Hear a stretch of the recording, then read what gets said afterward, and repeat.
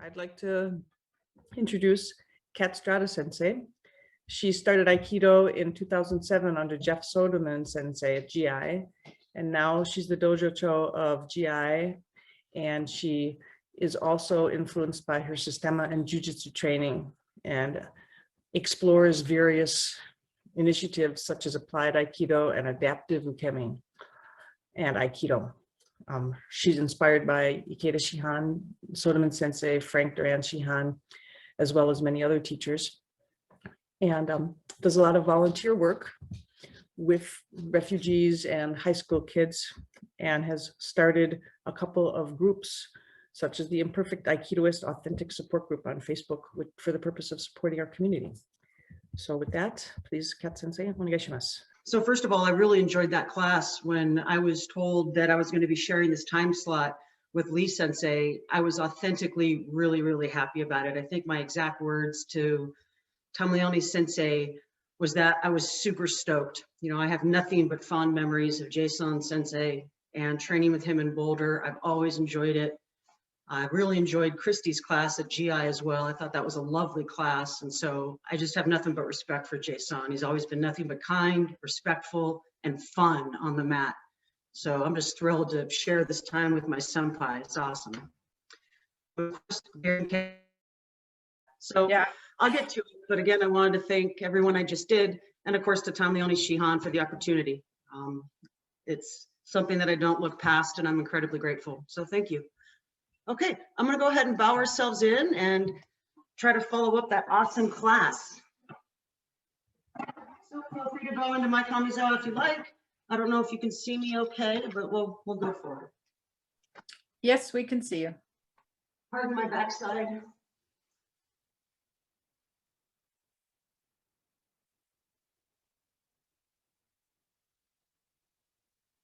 All right, onegaishimasu. Sensei. Okay, so one thing that really resonated with me with Jason Sensei's class was just talking about not only his humility with things, because he's a fantastic practitioner, but how we should study our own shape and our own bodies. You know, we spend a lot of time watching our teachers, emulating our teachers, watching YouTube, doing what they do. And we study our bodies as we train, but to really focus on yourself, focus on your tension, your movements, your shape, your balance, that's really hard to do. You can ask somebody, stand evenly on 2 feet, right? And you can be like, I'm good, I'm even. And then the more you think about it, you realize maybe I'm not, maybe I'm not. So this internal study is obviously really hard. So I was watching some YouTube links of Aikido seminars. I was watching the Uke. One thing that I haven't talked a lot about yet is just basic Ukemi. So I figured that might be a nice way to start, to get us all moving, to bring us in together, just getting our body into some basic shapes of attacks that we all have been told or know to be good versus bad. So there's principles we talk about a lot, balance, posture, breathing, all those things that we try to incorporate. So I figured we'd just start collectively working on some good form with some very basic shapes, and then start to study that a little bit. One thing that I mentioned last time that I'm trying to do is get good at the things you're not even supposed to do. So it's one thing to be good at good stuff, positive shapes, good principles and technique. And of course we want that. So I'm not trying to be kitschy or cute or too creative by saying, I also think it would be awesome to be good at the stuff you're not even supposed to try, right? Breaking your balance on purpose and see the work in there, holding your breath to see if you can stay calm, things like that. So if you train for a practice in case something happens, a conflict in real life or whatever, it's just not going to be pretty. You're going to lose your balance, you're going to get surprised, you're going to end up in shapes that aren't perfectly perfect. So I like to train both. I like to train doing things the right way, doing things clean, having some good manners and respect for the art, and then also just getting funky with it and practicing it weird because it might happen, and you've just got to be comfortable in weird stuff, especially in today's world. So let's just go ahead. I'm sure we've all been told there's many different ways to attack. You know, my Yoko Minuchi is going to be different than everyone else's Yoko Minuchi. In general, let's just start with Yoko Minuchis and just practicing not opening yourself up, right? So I'm square, I'm not going to open myself up and come in so I can get hit. So we can just practice to get nice and loose. Whatever your Yoko Minuchi is, you go nice and slow or even static. And let's just do some Yoko Minuchis for a second. Be sure you're covered, come in, come off the line, and be nice and relaxed. Be sure you have your balance. So go ahead, just do some Yokomans. Nice and slow.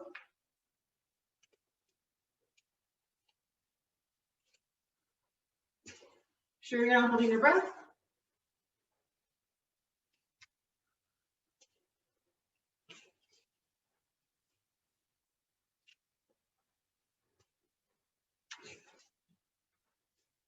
Right? Let's do some shomans. Whatever your shoman is, let's just get moving. Make sure it's clean, make sure you're not lurching.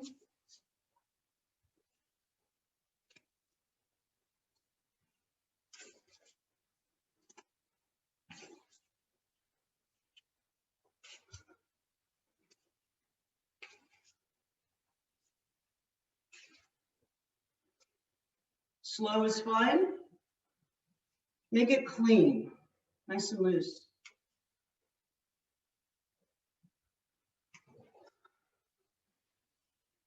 Now let's do some skis.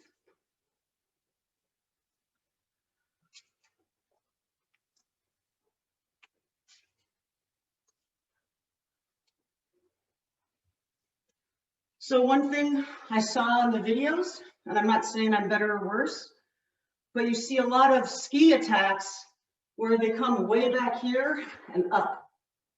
So if this is the center line of my body, kind of, I can keep my elbow in line and shoot from in the middle. Some people are already out front, but notice if you come way back. And then notice what your impact would be. So if I'm coming like this, my impact is going to be this, right? If I do one of these attacks, this is like the focus point. So do whatever you want to do, but be mindful of how you're shaping even a basic punch. Do a few more.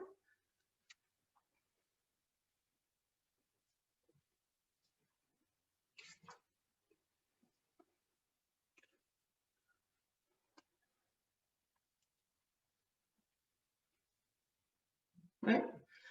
So we all, when we take this static, it's a lot easier to feel if we punch and we land and our weight's forward, right? So there's a difference between being balanced and being stable. They are not the same thing. So if I strike and I'm coming in, right, I'm stable, but 90% of my posture and my weight is on this front foot. So go ahead and add a little speed to your attack. It doesn't have to be a formal attack, but really get your momentum going with more of a dynamic move. So really get some weight and then see how you end up on the front leg, if you do. Whatever strike you want, doesn't matter.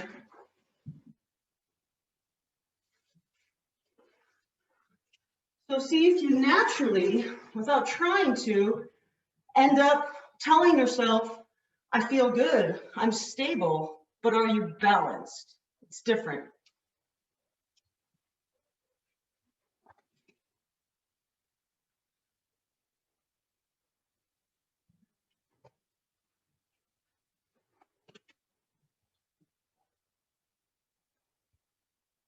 So what I notice with most attacks, traditional attacks, right? I'm not talking the unlimited options out there of striking from different positions, but from these basic attacks, just like throwing a ball, we step and we throw. So the same side is lurching at the same time, right? Showman's, lands, and then that's my base.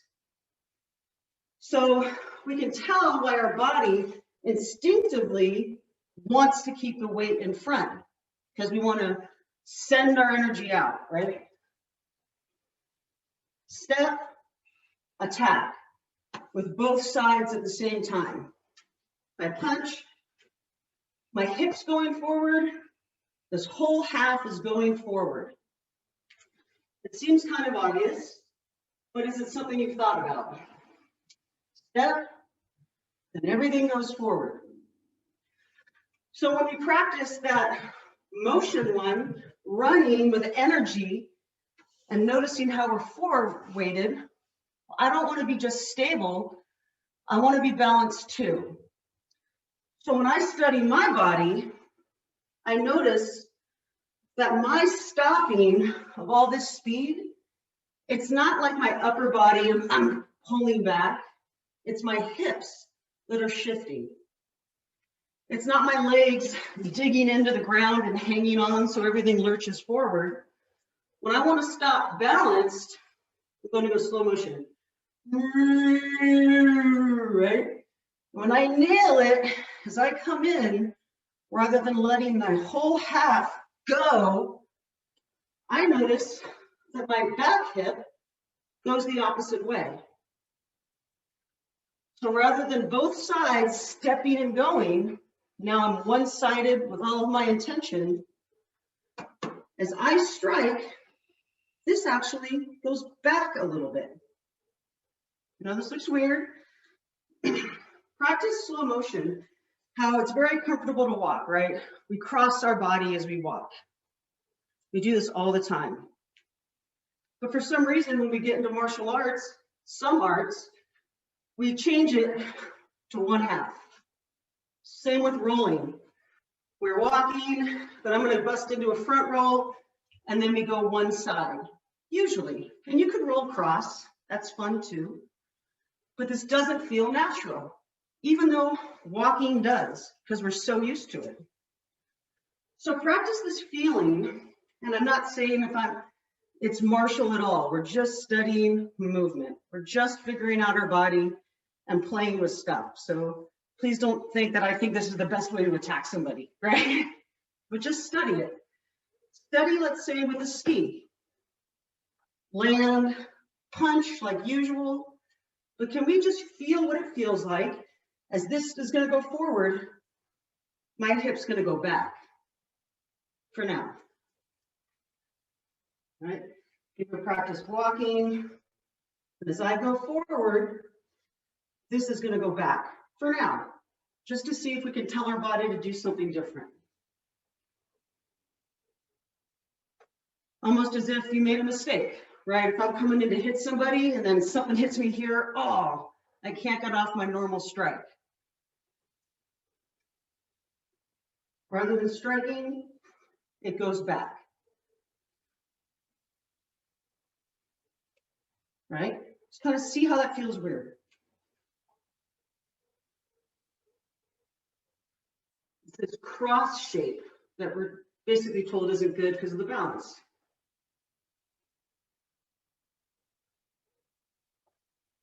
I'm going to take a peek here. I know it's weird, but just try it out. It should feel weird. I know some arts, they do that cross, right? So it's nothing new, but it might be new to us. So let's try it with showmans. Old-fashioned step. This is a perfect world. We're getting a clean one off. But maybe play with your hip going the opposite way of your arm. Rather than, so play with some showmans.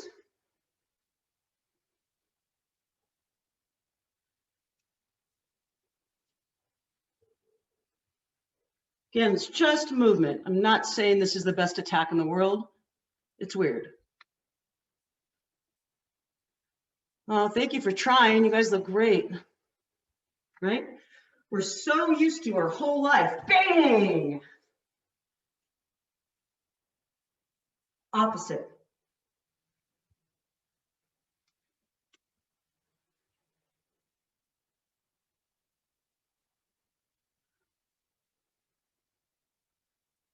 right? So we'll finish with some yokomins. Coming in, normal. Coming in, back.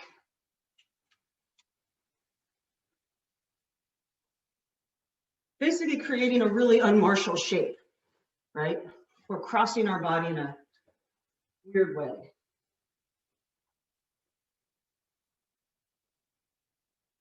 Take a peek. I really appreciate you trying. Thank you so much. I know it doesn't make sense. This is not good, but why not just feel what it feels like anyways, right?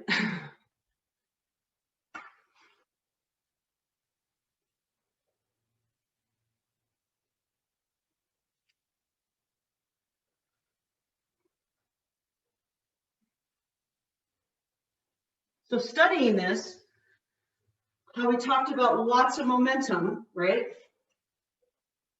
You know, I planted the seed, but see if you can really feel what shape, what movement your body is doing to correct yourself. You have a lot of momentum. Okay, so run, stop and grab. So we're gonna play with how do we really stop ourselves and see if you find that little kickback in your hips where you're running, you realize you're gonna attack off the cliff and you're gonna kind of set your weight back. Maybe you do it, maybe you don't. But just feel it. I notice that I do, but everyone's different.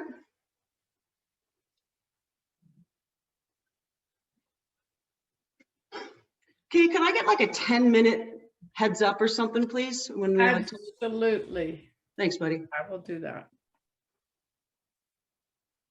Sure, nice and loose. We're just moving our bodies, enjoying our movement. See if you can find something weird that you've never felt before, because it's weird. There's a reason why we're told not to do this, right? So these are the attacks we're talking about. Normal attack, step, attack, one side, forward. Then we can change it, striking, but I'm balanced. I'm not just stable, I'm balanced. Then we added in our momentum, going super fast, noticing how our hips help put on the brakes, maybe. So how can we play with this motion outside of attacks, right? So we can even focus on blends. And this is where I found that beautiful magical hole that you can fall into when you're training with somebody and they're there and then they're gone, right? There's just a hole. I cannot do what Jason Lee Sensei, Aikido Sensei, the float. I just can't do that yet, right? So since I can't bring people up, I like it when they just fall down themselves without me having to do much. So if we get in this position, which isn't martial, it's not a good one, it's not fundamental, right? This hip thing, this crossing our body, right? If we find ourselves in that, there's got to be a way it can't be all bad. So let's play with some blends, please. So we can imagine somebody coming in, gonna hit my lamp, somebody coming in with maybe a showman. And we have this nice, beautiful blend with our arms. We keep our elbows in. Here's a very basic blend, maybe before an Ikkyo or something. So let's do this blend as we usually do. Maybe our weight's a little forward, maybe it's not, but it's still one-sided, right? It's a nice blend, nice and soft, one-sided.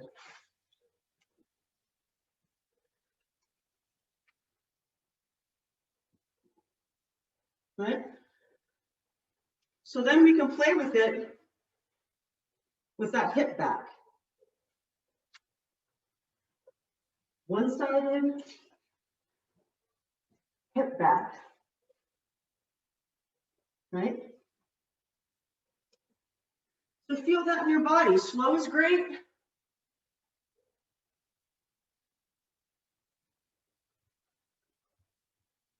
Do One hand or two.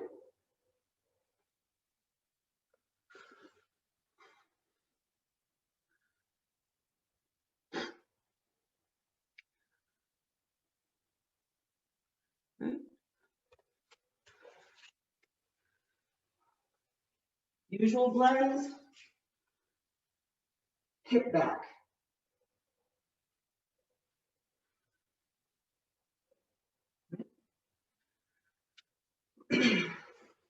How's that feel? Does that feel kind of weird? Does it feel kind of good?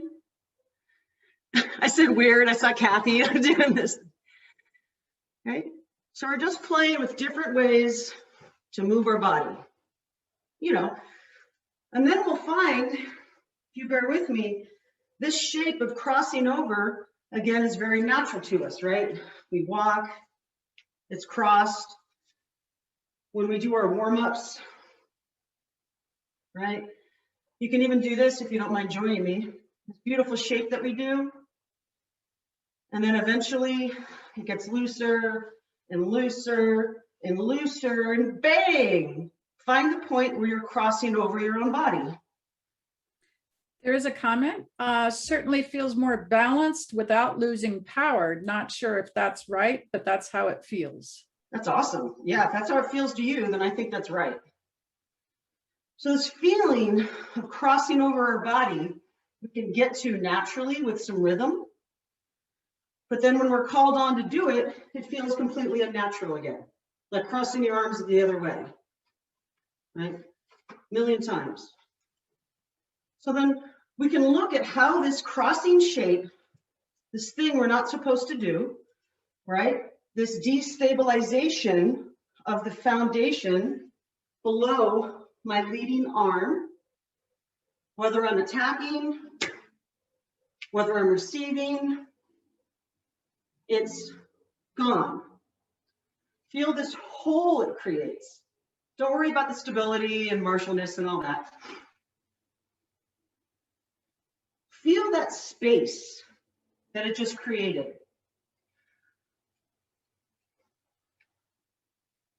Right? If it's new to your body, feel what that feels like. What now? That's not there. So how do we adjust to where we're still stable, not using what we've been completely programmed to rely on, is this front leg? So take that away. And now, where does your stability come in? Right? I find myself being able to center in. Not as easy as perfect when I'm here, but I find myself kind of more in my center because I'm no longer here. So, opposites, right?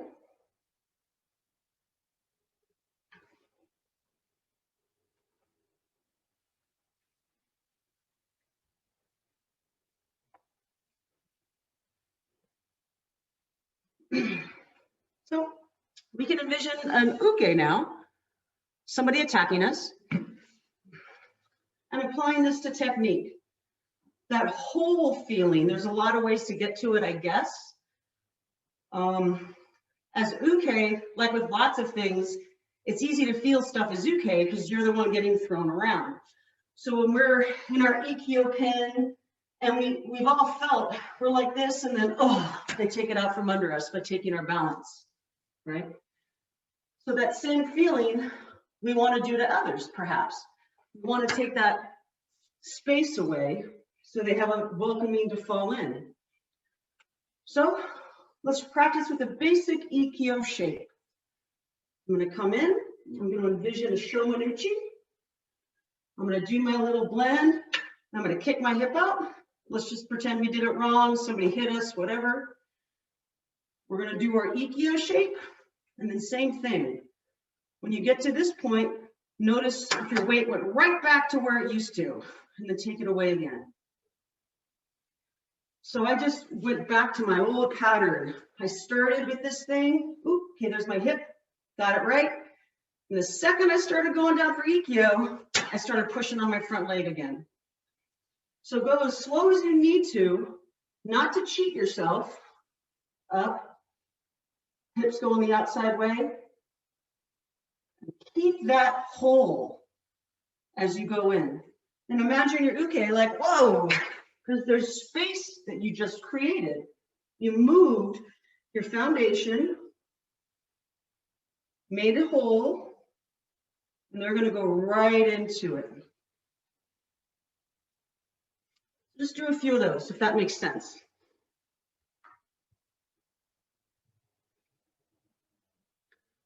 There is actually another comment too. Kind of fun if you lift your front leg when you strike. Ooh. Yeah. It's cool. Whoever said that, that's really cool. Thank you. Lift your front leg. Ruth Kedar. Ah, I love it. Kato Sensei, we're going to see you at the next slump. We're honored. Hip. Right? So you want this exhalation of your body, this sense of relaxation. Right? Let's maybe try another one. What's another one? How about a Rimi Nage? So I'm envisioning, let's say, whatever, Shomanuchi. I'm going to come in, rather than so many ways to do it. I'm just going to do it this way. You do what you want. Rather than my typical blend, to get behind them, put them on my shoulder. They want to run around in a circle. So all my body as a half is going, right? I'm leading with one half again. Normal. One half. Rather than Shomanuchi. Ooh, there's my weird little blend. Got my butt out. Survived that one. Woo! I got my butt out. Opposite ways. And then when I get behind them, at this point, we can throw as one, or same thing. Let them fall right into that hole. Let's just say we do a mote, whatever. They're in. One step versus in the hole.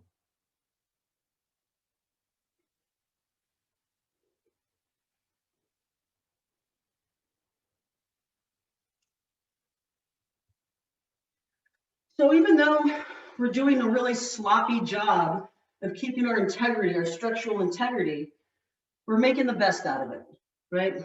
So even if you don't get this perfect line, really feel yourself, oh, maybe somebody tickled you right there, but it's not over yet.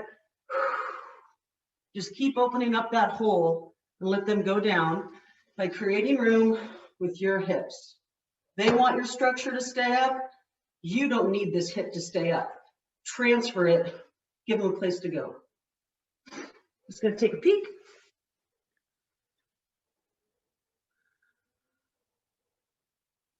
Again, just an exploration. I'm not saying do this on your test, right? Just seeing if you can feel something different, learn something from bad movement, quote unquote bad. See how hard it is for your body to make one little change, and maybe it's harder than you thought it would be, that kind of exploration. Time is.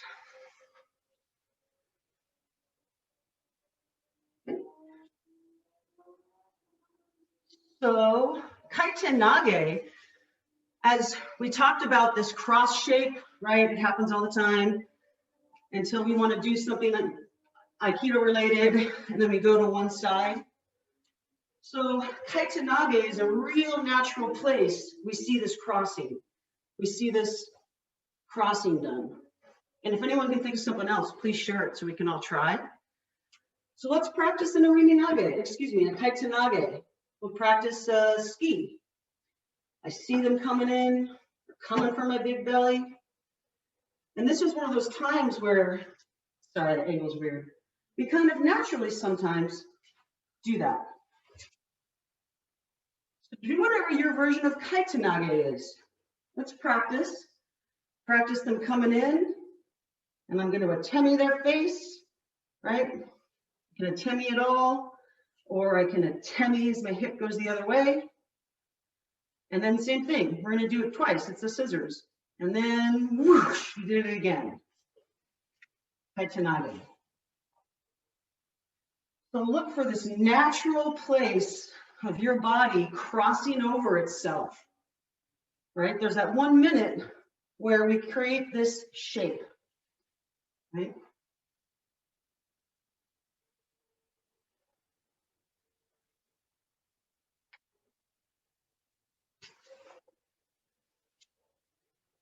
Don't worry about the hands so much. It's kind of about the hips.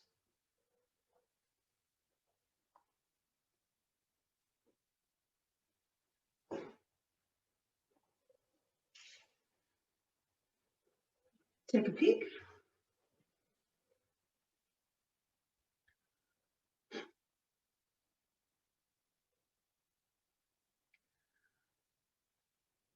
That's beautiful, Panera Sensei. Thank you, Andrew. Thank you, Ruth Sensei, Steve Sensei. Thank you so much.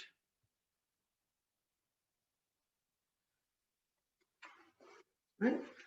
So if anyone can think of another technique where maybe this structural imbalance comes in naturally, or if not, right, where we can put it in, let's do it.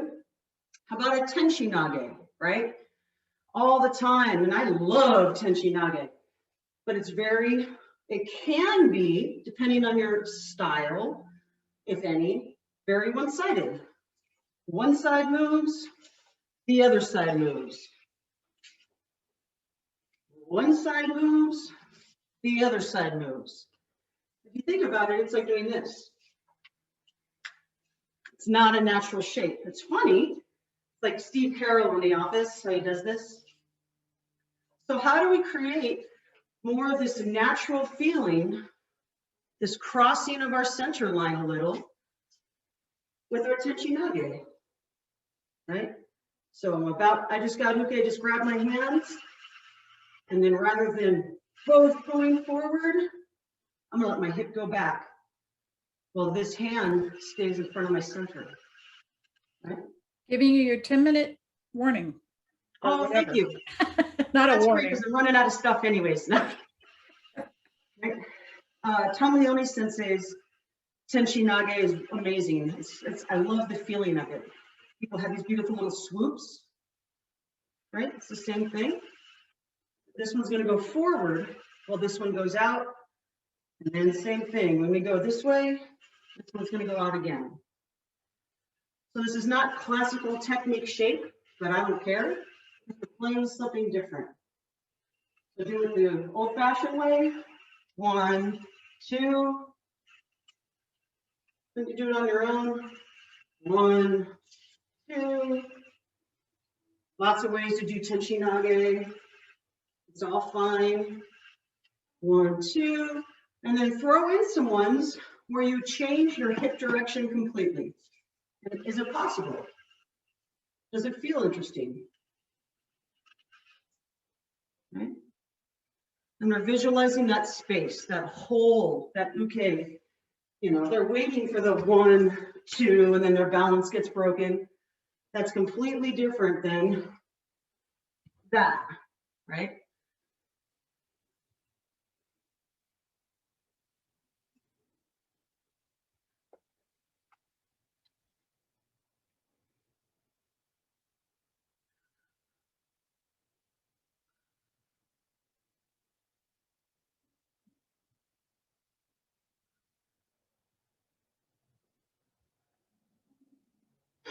Awesome. Kathy, that's great. Awesome. Thank you so much, those of you that are trying this out. It's really cool. Okay, how about Sankyo? How about we go from a cross grip now? We'll go into grips. So have some fun. Do a basic Kosurori Sankyo, however you get into it. Doesn't matter. Just pretend if you want to go into an Ikkyo. Slide it up. Many ways. You pick your way.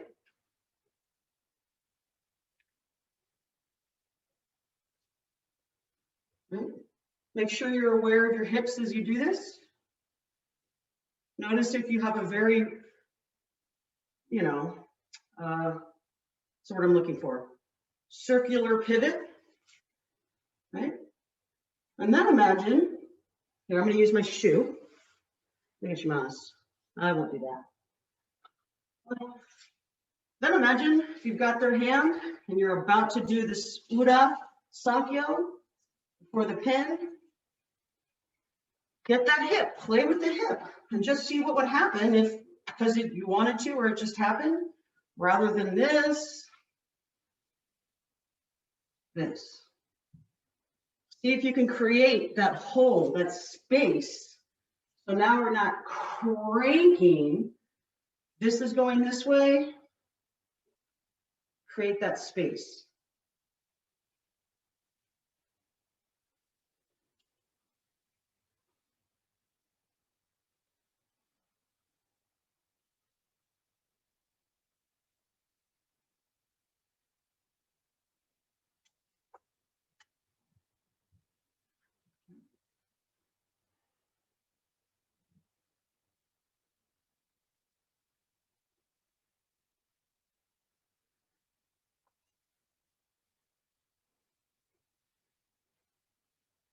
Right? You kind of think of this dynamic with other things like baseball, right? If anyone's played baseball, I really suck at baseball, but you step, land, twist, right? Just like how we attack. So if it was baseball, how would you do it? Probably wouldn't hit the ball, but who cares, right? Instead of this way, both going forward, back. Slap bunt. Okay. So just take a minute or two. I'm going to be quiet and just move your body and go between the strikes, the blends, the techniques, and go between how you usually do it and then just do it wrong and see how that feels and see if you can get a little bit better at doing it wrong. And just study your body.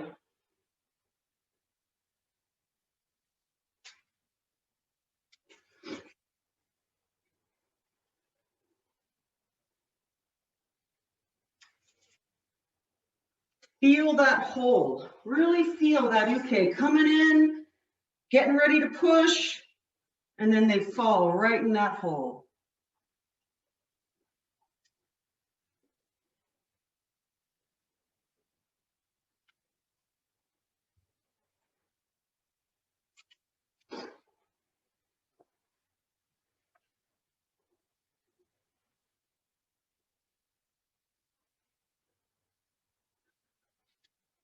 Okay.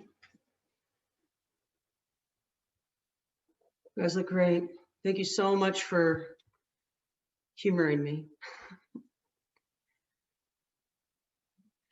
Really be aware of your hips. Really be aware of the patterns, right? How we usually do our techniques. And then go through it. So with the last couple of minutes, I'll just maybe close this all in doing the same technique together. We'll keep it simple. Let's do that Shomanuchi Ikkyo, where we started. Really feel that coming in, right? Practice this block, traditional, same side, even momentum, stable but not balanced. My weight's back here, I'm stable, it's different, right? So, Shomanuchi, bang, Ikkyo.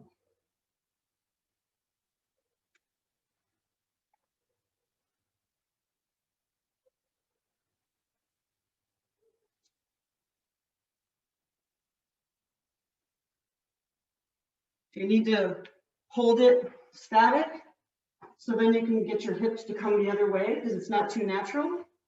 You can do that. Shomanuchi, Ikkyo. Let them go in that hole. For Uda, we can really feel it. So if I've got them coming in on Uda, right? We blend usually. And then for whatever reason, we make it an Uda, or Uke makes it an Uda. So then my body pivots evenly like a record, one side leading, right?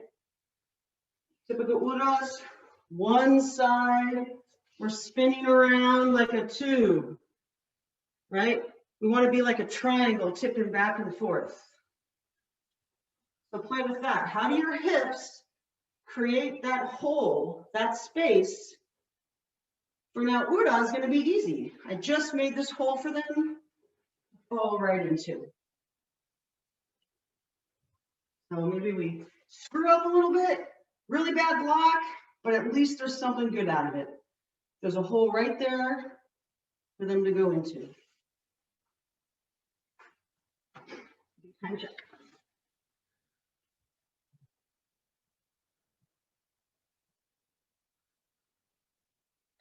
You guys look great.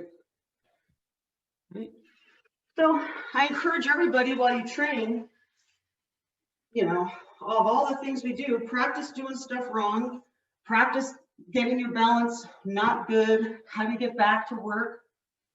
Obviously, I'm a big proponent, like we all are, on hip movement.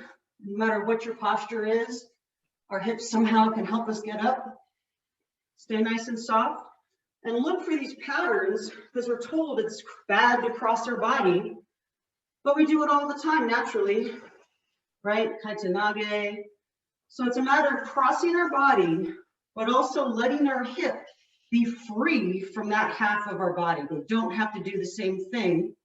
Maybe in a great ideal world they do, but it's not always great.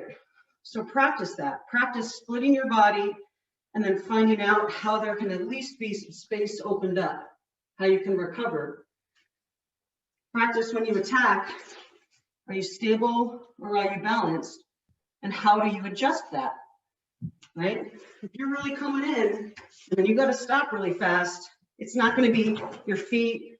It's not going to be your head roaching back. If you come in, it's going to be your hips, right? I literally just shot this hip back while this is going forward to stay stable.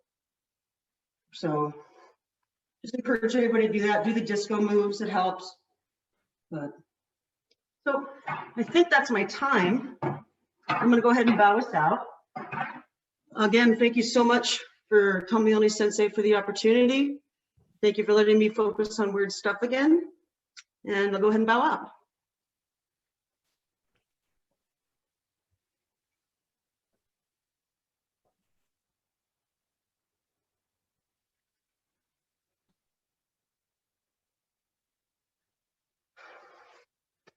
Jisami Sensei, Tomoyoni Shihan, domo arigatou gozaimasu.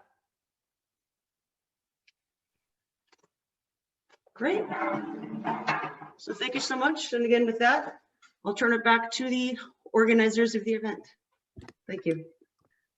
Thank you very much. Jae-san Sensei and Kat Sensei, thank you for your time and sharing your training with us.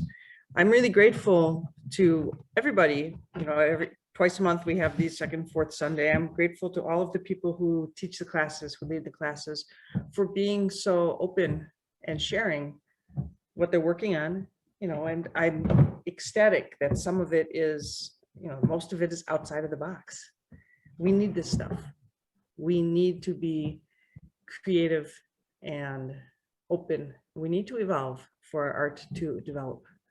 So I really am grateful for everyone's willingness to do weird stuff and to share the things they're working on instead of just trying to put something polished and perfect out there. You know, it's wonderful. All the different, you know, just today, the things of thinking about making the shape with the water, Jae-san's, and today, Kat, with the making your body not connect at all on the one side, making that hip go the opposite direction. Really cool things to think about. And it's been a good number of months. We've had wonderful people leading the classes and bringing us cool things to think about.